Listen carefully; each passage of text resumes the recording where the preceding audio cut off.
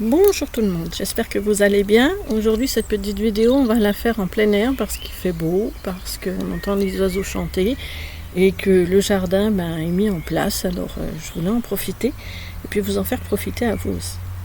Donc là aujourd'hui la vidéo elle est un petit peu spéciale parce que je suis en consultation, c'est-à-dire que là je vais vous montrer comment se passe une consultation, un atelier on va dire, sur le thème bien évidemment de l'amour, mais aussi de la connexion à la source supérieure, les effets que cela nous procure, favorables, défavorables, ce que l'on ressent dans les 2-3 jours.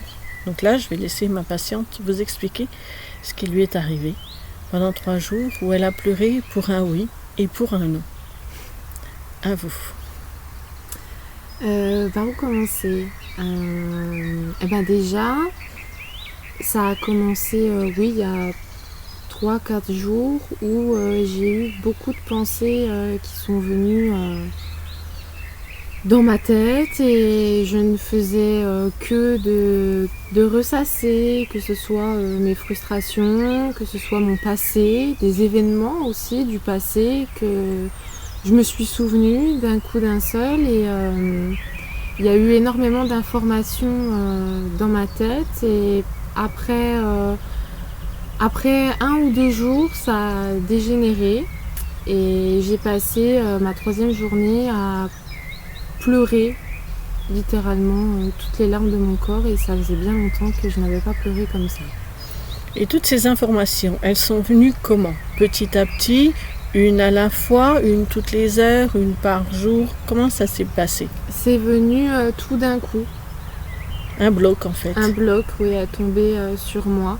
J'avais l'impression d'avoir eu des petits moments, on va dire, de lucidité.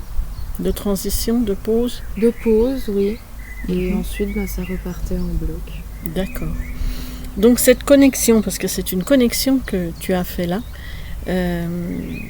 sur ces pensées, tu me parlais de frustration, des pensées par rapport à ton passé. Mais ces pensées, elles étaient négatives vis-à-vis de quelqu'un? Elles étaient négatives vis-à-vis de toi? Est-ce que tu avais des regrets? Est-ce que tu te lamentais sur ton sort? Non. Alors ça, non. J'avais plus l'impression de guérir un passé. Mais je ne sais pas comment expliquer ça parce que déjà, je n'ai jamais su interpréter la guérison du passé. D'accord. Et moi, j'ai l'impression que ça marche comme ça. Et pendant cette petite nuit noire, pendant ces 3 jours d'obscurité, on va les appeler comme ça, est-ce qu'il n'y a pas eu à un moment donné, dans ton esprit, dans ton corps, dans ton âme, une petite lumière, un message, quelque chose qui a brillé, mais un instant fugace? Si, énormément. Énormément de petits instants fugaces, comme tu dis. Comme des étincelles? Oui, en fait, ça se manifestait un petit peu, je vais pas dire n'importe comment, mais par n'importe quel biais. Est-ce que tu peux en citer un?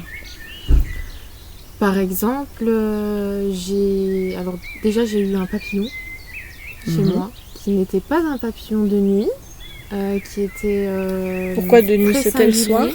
Oui. Ce papillon-là était très singulier.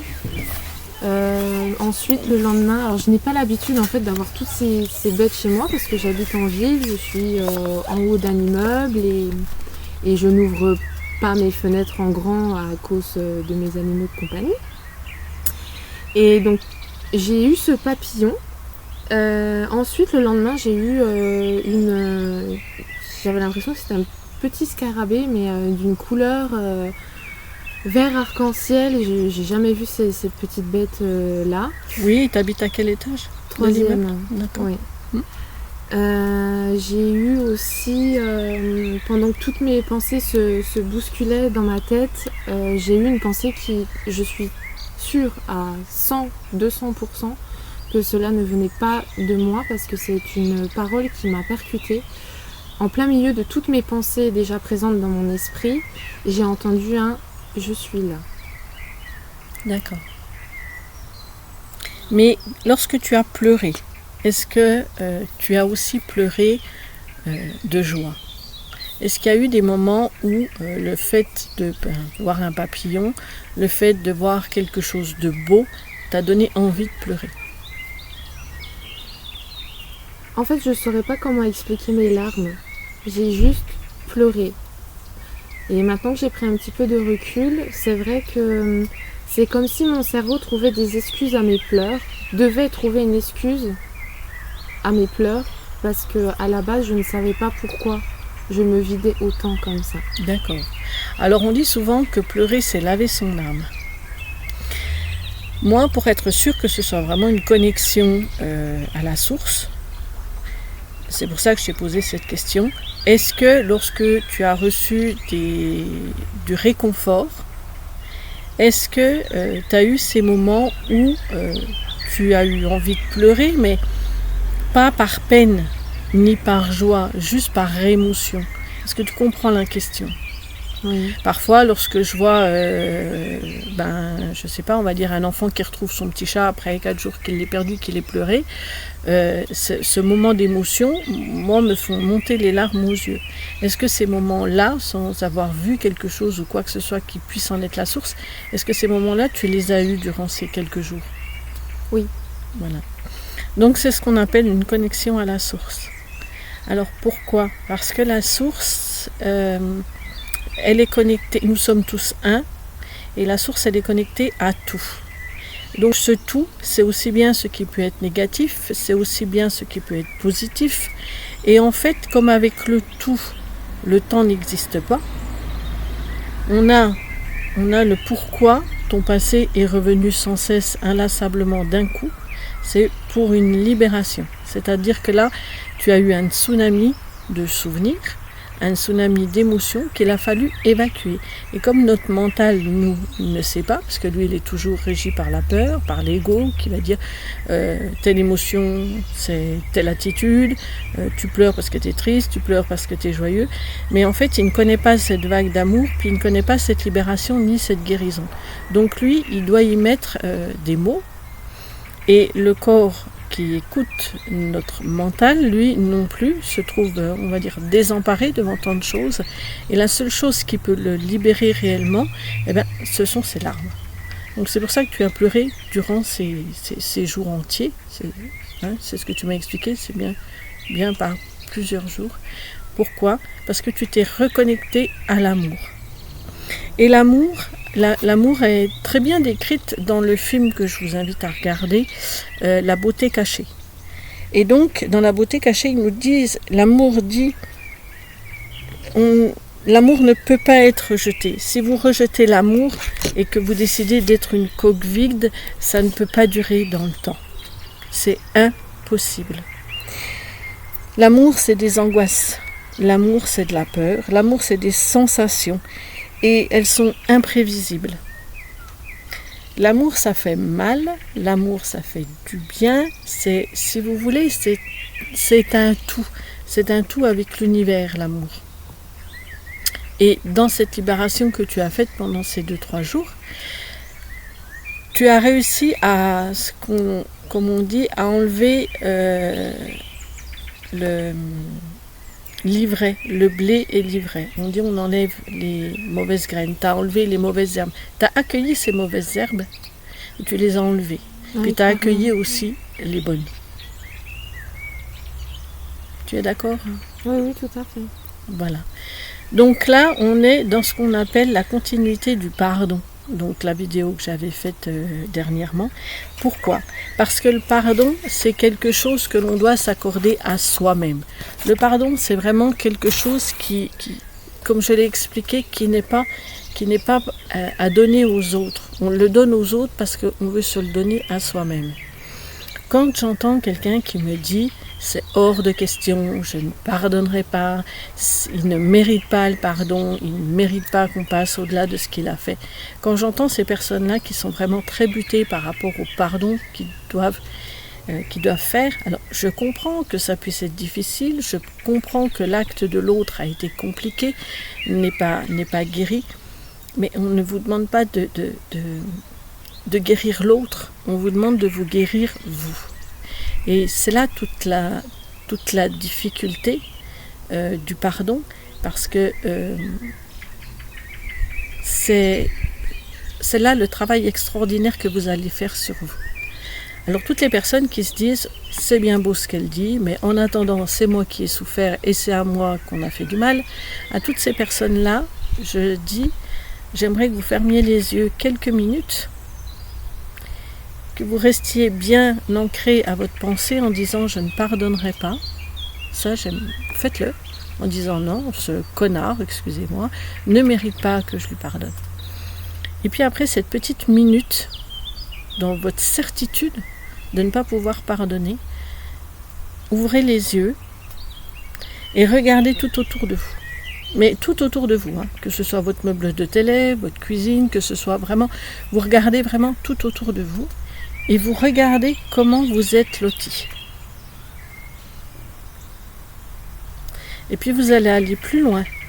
Vous allez vous lever et vous allez ouvrir la fenêtre d'une de vos pièces et vous allez aller regarder à l'extérieur. Et là encore, vous allez vous dire, est-ce que c'est là que j'ai réellement envie de vivre? Est-ce que c'est là que j'ai réellement envie d'évoluer?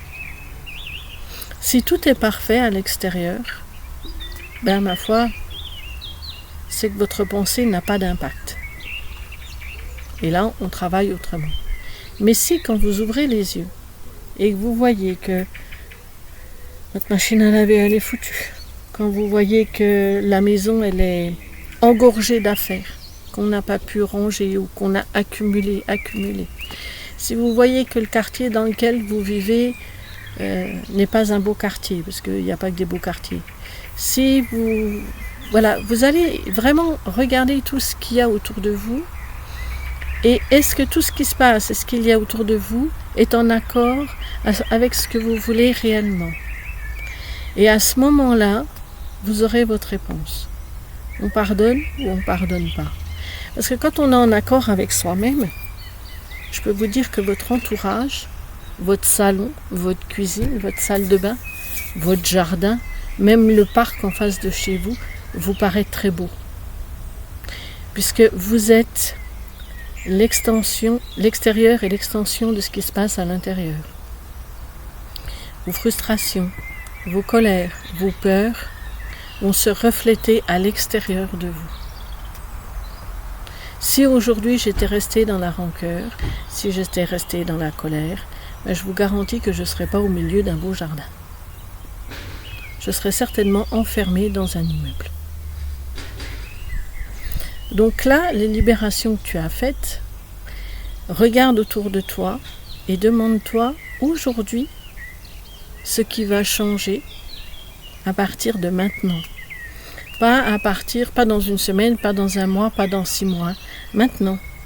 Qu'est-ce qui va changer à partir de maintenant? Maintenant que tu as passé ces 3 jours à pleurer, ces 3 jours où tu étais mal, parce qu'on dit toujours, l'heure la plus sombre est celle qui est avant le lever du jour. Donc, maintenant, tu vas noter tous les jours ce qu'il y a de merveilleux qui va t'arriver. Parce que tous les jours, tu vas avoir un cadeau. Il faut savoir que nos guides, nos anges, la source, nous offrent un cadeau tous les jours. Tous les jours, on a quelque chose de merveilleux. On ne le voit pas. On ne le voit pas pourquoi? Parce que on est dans nos... On ne le voit pas parce qu'on est justement dans nos tourments, on est justement dans nos colères et on ressasse le passé. Et plutôt que de ressasser, on devient prisonnier du temps.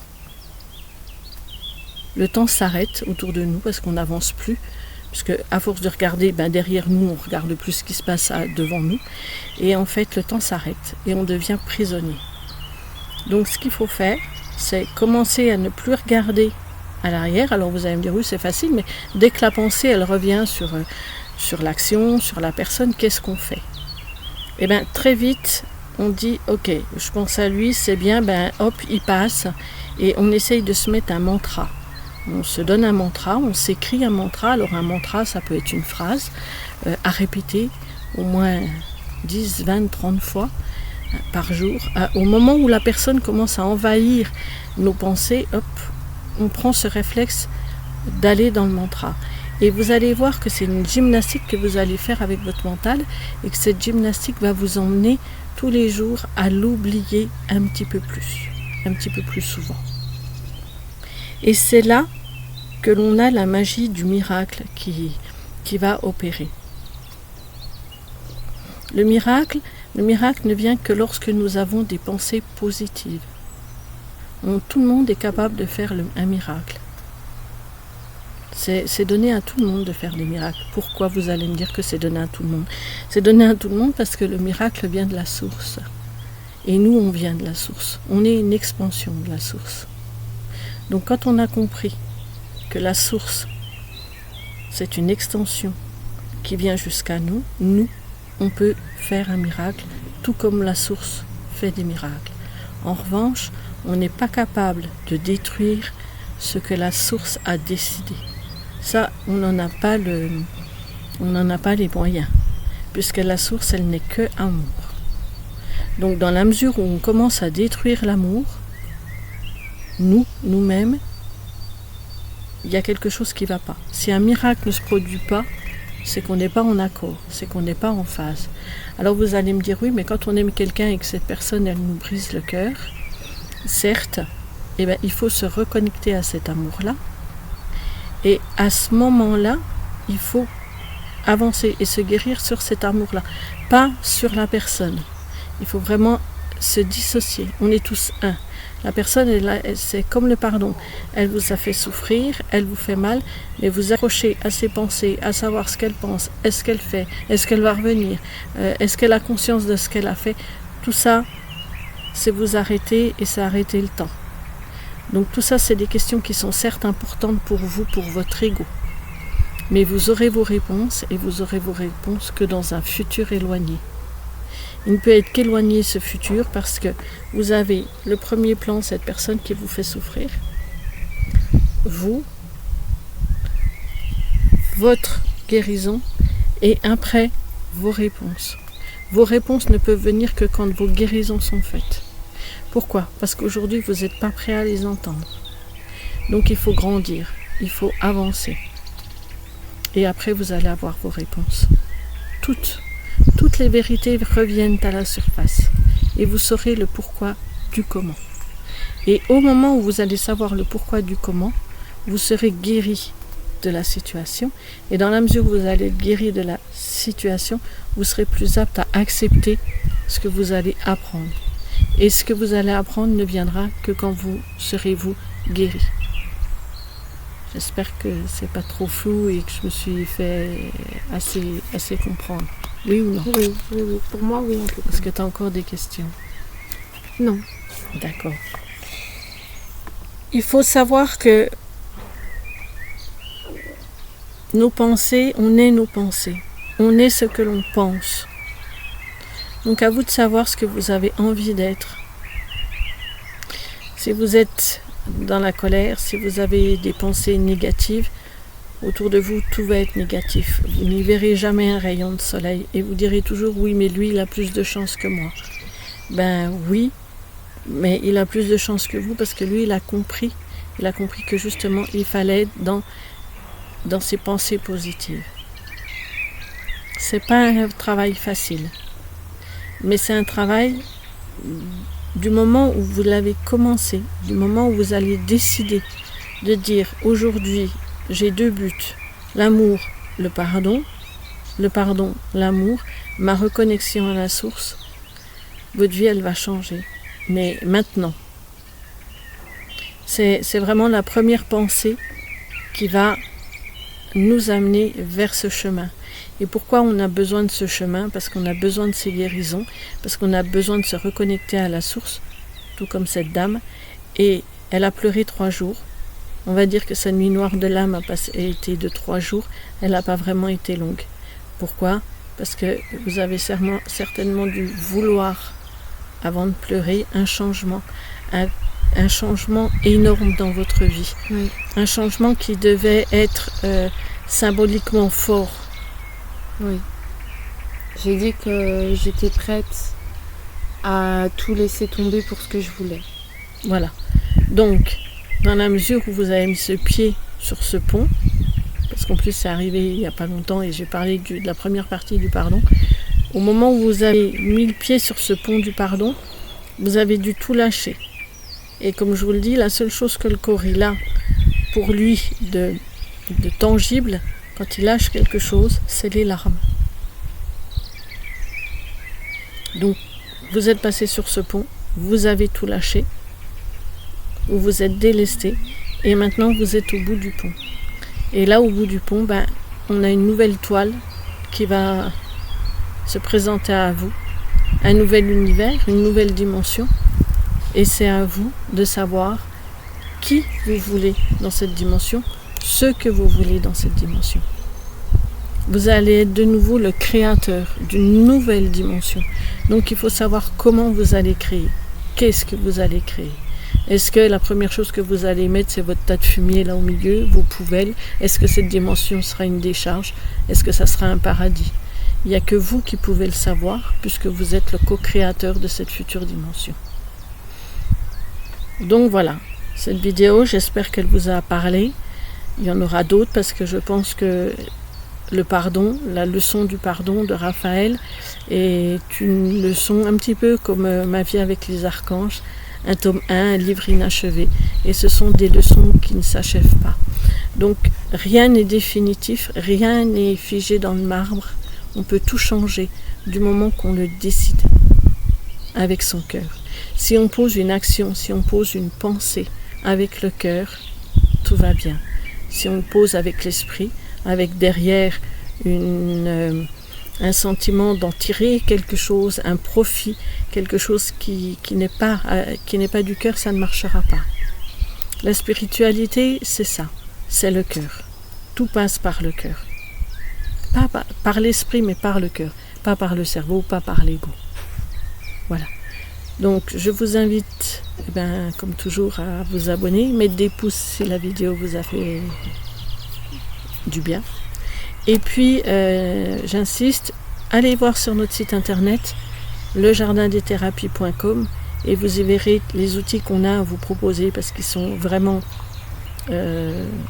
c'est vraiment un très beau panel, et on peut avancer. Et vous dites pas, c'est trop dur pour moi. C'est toujours ajusté à la personne, c'est toujours ajusté à la situation. Alors, je sais qu'il y en a certains d'entre vous qui se disent « Oui, mais moi, demain, je ne vais jamais pouvoir être à un tel niveau. » Il n'y a pas de niveau. Il n'y a pas de niveau. Tout est à votre niveau de chacun. Tout est au niveau de chacun. C'est-à-dire que même le lambda, même celui qui dit « Bon, voilà, moi, je ne sais pas ce que c'est qu'une prière, je ne sais pas ce que c'est que l'univers, je ne sais pas ce que c'est que la source, je ne sais pas ce que c'est qu'un mantra. » Eh bien, c'est pas grave. Le tout, c'est de se dire « Moi, je veux que ma vie, elle change. » Au moment où vous allez décider de ce changement, avec le cœur, pas avec le mental, à partir de ce moment-là, vous verrez, tout va démarrer, mais dans l'immédiat. On ne vous dit pas aujourd'hui, commence aujourd'hui, tu auras les résultats dans 2 ans. Non, commencez aujourd'hui, vous aurez les résultats. Vous commencerez à avoir les résultats dans 2 heures. Et un jour, vous serez à ces fameux 2 ans et vous vous rendrez même pas compte du chemin considérable que vous aurez parcouru. Voilà. Et bien écoutez, ça m'a fait bien plaisir de faire cette petite vidéo en plein air. Et puis je vous dis à très bientôt. Au revoir.